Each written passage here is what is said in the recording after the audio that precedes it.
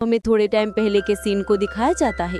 जहाँ पर सोमा खाने को बना रहा होता है, लेकिन थोड़े टाइम बाद ही ये डिशेस वहाँ पर खराब होने लगते हैं और असल में पुराने रेस्टोरेंट में खाने को बनाने के साथ ही उसे सर्व किया जाता था, जिस वजह से उसका टेक्सचर अच्छा रहता था। लेकिन थोड़े से लेट होने पर भी हमारा डिश यहाँ पर खराब हो रहा है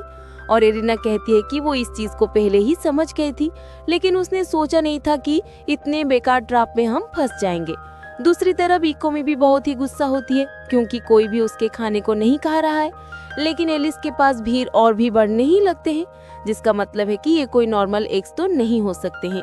तभी एलिस बताती है कि उसने एग के योक को निकालकर इसके अंदर चॉकलेट और मिल्क को डाला है, जिस वजह से वो सब इसे पी सकते हैं। और दूसरे डिश में मसालों और मशरूम का यूज किया गया है और आखिरी डिश को सैमन रोस्ट और गिलिटन की मदद से बनाया गया है। और इन सारे खाने को खाकर उन्हें ओशन में वेकेशन की फील आने लगती है, जिस वजह से सारे लोग इस डिश को ट्राई करना चाहते हैं। लेकिन हम देखते हैं कि सोमा यहाँ से निकालने का अभी भी कोई रास्ता नहीं ढूंढ पाया है और तभी उसे अपना पास्ट याद आने लगता है जब उसके डैड उसे कई सारे काम एक साथ दे देते हैं, जिस वजह से वो समझ नहीं पाता है कि उसे कौन सा काम करना चाहिए। तभी डैड हमारे मुंह में मार देते हैं और कहते हैं कि अगर तुम्हें कभी ऐसा लगे कि तुम्हें समझ नहीं आ रहा है कि तुम्हें कौन से काम को करना चाहिए, तो तुम्हें पूरे काम को ही फिर से रिस्टार्ट करना चाहिए। अब एरिना नोटिस करती है कि सोना पूरी तरीके से ब्लैंक हो चुका है, लेकिन असल में हम अपने मन में कैलकुलेशन कर रहे होते हैं। हमें पता है कि ये टास्क आसान नहीं होने वाला है,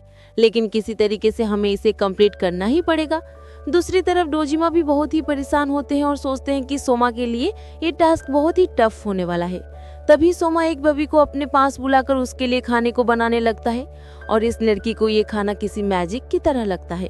इसके बाद एक एक करके कई सारे लोग यहाँ पर आने लगते हैं और फूड फीवर होने के कारण उन्हें ये खाना बहुत ही पसंद आता है। दूसरी तरफ मेलिस के सारे खाने यहाँ पर खत्म हो चुके हैं और कहती है कि उसे पता नहीं था कि इसका सारा खाना यहाँ पर खत्म हो जाएगा। अब मेलिस ने सारे 300 प्लेट्स को कंप्लीट किया है और वो एकोमी को जल्दी से करने के लिए कहती है और अब एलिस के पार्टनर रियो ने भी 200 प्लेट्स को कंप्लीट कर लिया है। अब हमारे खाने को बनाने के लिए ज्यादा टाइम नहीं बचा है, जिस वजह से खाने को ऑलरेडी तैयार होने के साथ ख्याल को भी लेयर करने लगते हैं। अब इसके लिए ढेर सारे खानों की जरूरत है जो कि हम करने लगते हैं और कुक होने के साथ ही हम इसी प्लेट्स में सर्व करने लगते हैं और आखिर में सी सॉस और गैलेंस को मिलाकर हमारा खाना तैयार है। और डोजिमा देखते हैं कि टाइम के साथ मानो हमारा स्पीड यहाँ पर बढ़ने ही लगता है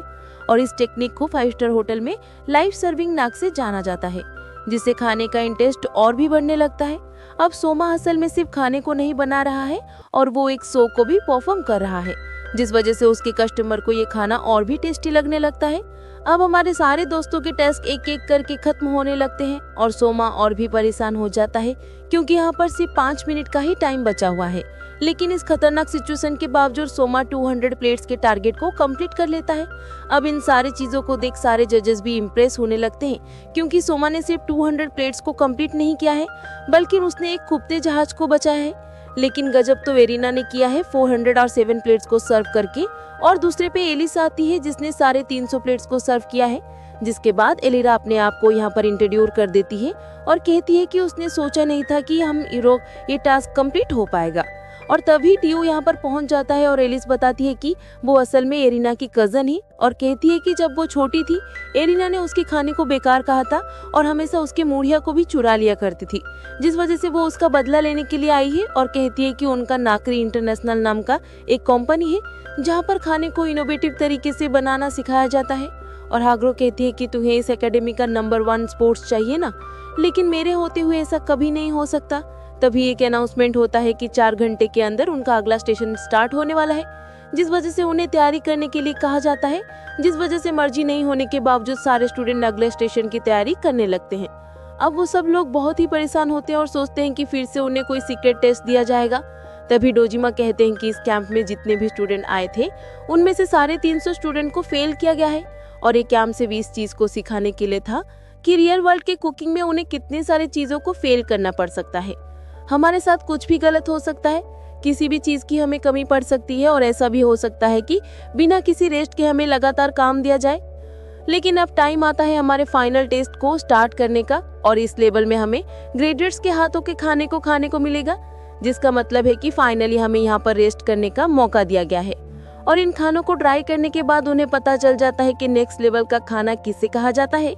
और तभी सोमा उस दिन को याद करने लगता है जब वो पहली बार स्कूल में आने वाला था और स्कूल में ज्वाइन करवाने की वजह से वो अपने डैड को शुक्रिया अदा करता है।